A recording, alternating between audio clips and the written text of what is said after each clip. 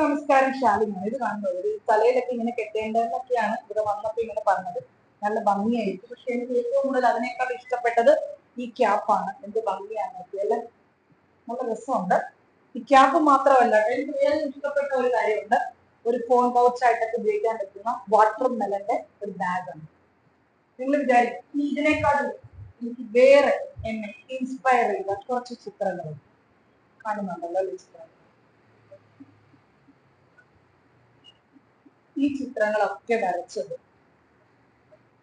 ജീവിതത്തില് 2ാം വയസ്സ് മുതൽ മെന്റലി ഫിസിക്കലി അബ്യൂസ് ചെയ്യപ്പെട്ട ഒരു പെൺകുട്ടി. ഇന്ന് അവൾ 30 കഴിഞ്ഞ് വന്ന് നിൽക്കുന്നു.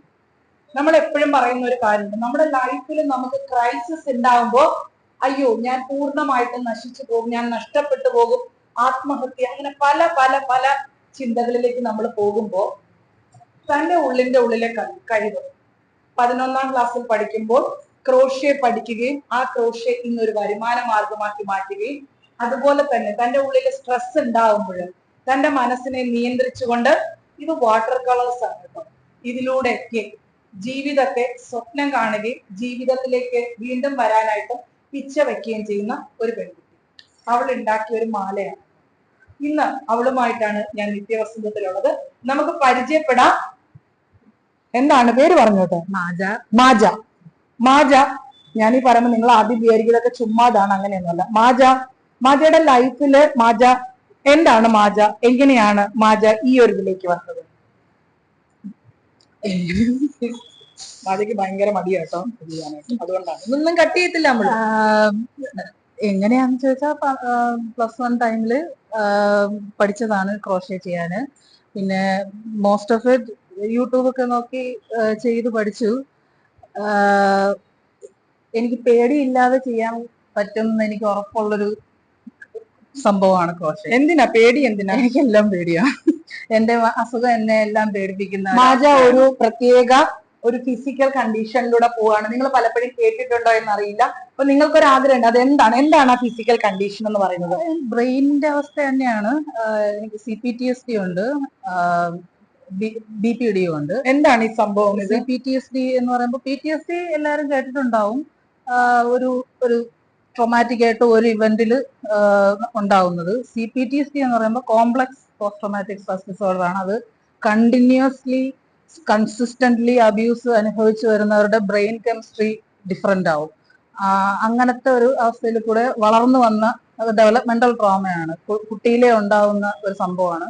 അപ്പോ അതിന്റെ ഭാഗമായിട്ട് ബോർഡർലൈൻ പേഴ്സണാലിറ്റി ഡിസോർഡർ ഉണ്ട്.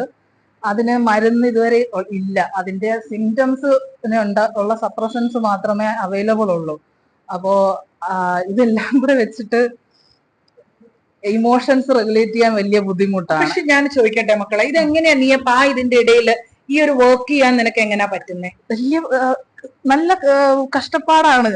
ചെയ്യാൻ ഇഷ്ടമാണെങ്കിലും എന്റെ ബോഡി അതിനു വേണ്ടി കൊണ്ടെത്തിക്കുന്നത് ഭയങ്കര സ്ട്രെസ്ഫുൾ ആണ്.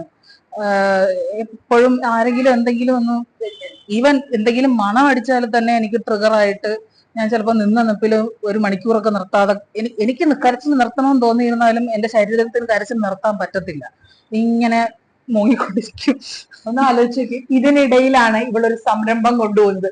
ഈ സംരംഭം ഇവള് കൊണ്ടുപോകുന്നത് ഇവളുടെ സ്വപ്നങ്ങൾക്ക് വേണ്ടി മാത്രമല്ല, ഇവളുടെ ലൈഫിനെ മുന്നോട്ട് കൊണ്ടുപോകാനാണ്. എന്താണ് ആ സംരംഭത്തിന്റെ പേര്? What's your entrepreneur? അതിന്റെ പേര് പറയൂ, അതിന്റെ ഇൻസ്റ്റാ പേജ് ഒക്കെ പറഞ്ഞു കൊടുക്ക്. ക്രോഷ്യ മാജിക് എന്നാണ് പേര്. മാജിക് ആസിൻ എന്റെ പേര് മാജ, MAAJA മാജ. അതുപോലെ MAAJIK magic. So crochet magic എന്നാണ്. ക്രോഷ്യയിലൂടെ മാജിക്കുകൾ തീർക്കാൻ പോവാണ്, ലൈഫിനെ അച്ചീവ് ചെയ്യാൻ പോവാണ്. അതെ. അപ്പൊ ഞാൻ ചോദിക്കട്ടെ, ഇതിൽ എങ്ങനെയൊക്കെയാണ് നിന്നെ അവൈലബിൾ ആകുന്നത്?